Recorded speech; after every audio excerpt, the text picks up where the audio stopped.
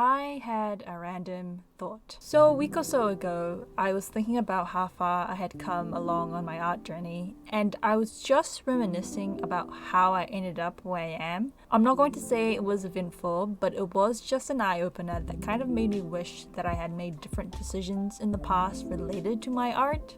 Don't get me wrong, there were decisions that I have no regrets taking because it did help to form who I am today. But if it was present me in the past, I would have definitely strayed along to another path and taken a different approach to my current goals. So, to give you an origin of my art journey, it all began at the ripe age of 5. It was my first year in primary school, and I just remember at some point that my entire class was tasked to draw and design a pukeko. Now, if you don't know what a pukeko is, it's a blue, black, and red bird that is also referred to as a purple swamp hen, not to be confused with the takahe, which is similar, chunkier, and endangered.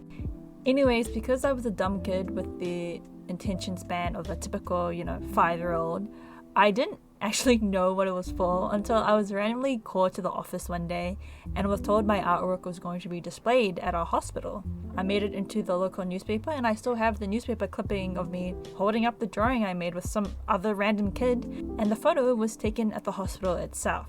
This was the turning point where I began to grow an interest in art, and I was just obsessed with drawing for so long. I'm not gonna lie, I had a huge ego with anything that was art related as a kid. I remember when we were tasked to paint a landscape with a huge rock being the main focus, and one of my classmates looked at my drawing, not realizing it was mine, and said the rock looked ugly.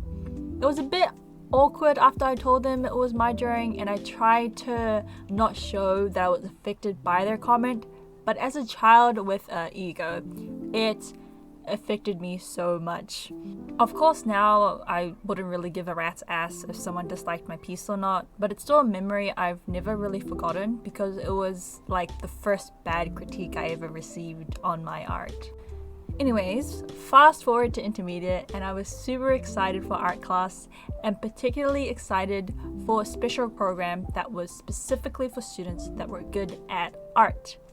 The program that I did not get into, and it made me question whether I was actually good enough, because at this point, academically, I wasn't interested in anything else except art, and it was definitely an eye-opener that not everyone will view your art the way you do, which is honestly still true to this day. But not being chosen for that program did make me question whether or not art was something that I should still continue pursuing if I didn't feel like I was up to par with the students that were chosen. It also didn't help that my mother was heavily against me pursuing art as a career and very much encouraging me to get good grades in order to become either a nurse, doctor, teacher, or just any stable career that would make me a lot of money. Unfortunately, because of her strictness, I wasn't really able to come out of my comfort zone, or more specifically my mother's comfort zone, to really pursue and do things that I actually wanted to do. And I think that was what negatively impacted my social skills and my confidence for a majority of my teenage years. Nevertheless, I still continued to have an interest in art, even though I didn't draw a lot. In my second year of intermediate, I ended up becoming friends with a very artistic person who was the inspiration for me to make random comic books. They were terrible and the storylines were pretty bad, but I had fun, and honestly, I wish I didn't throw them away. I feel like this was an important part of my art journey because I personally believe that it's important to enjoy what you create. Otherwise, it's just going to feel like a chore that you have to do and not something you want to do. Anyways, I go to high school and I ended up with a very strict art teacher. I'm not going to lie, I was terrified, and it didn't help. I wasn't confident enough to raise my hands or ask questions, something they actually pointed out and telling me very strictly to speak up rather than just wait for something to happen. Now, when I first heard this, I was so nervous, but looking back at it now, they had a pretty good point.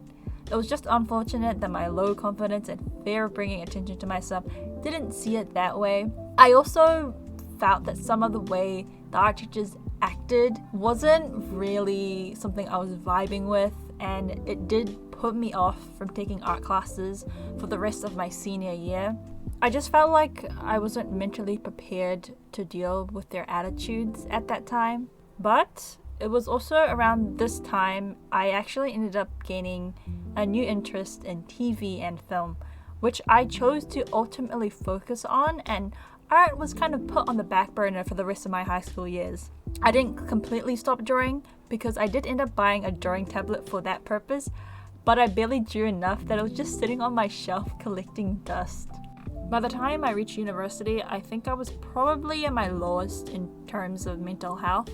In my first year, I didn't really have the energy to put in any real effort, so I mostly got like C's and B's, with the exception of any digital design and editing paper. I think the reason was because they were things I enjoyed a lot, and I still enjoy to this day. But with that in mind, I actually decided to go back to drawing, not only because I still enjoyed it, but it was my main source of dealing with the stress that came with university.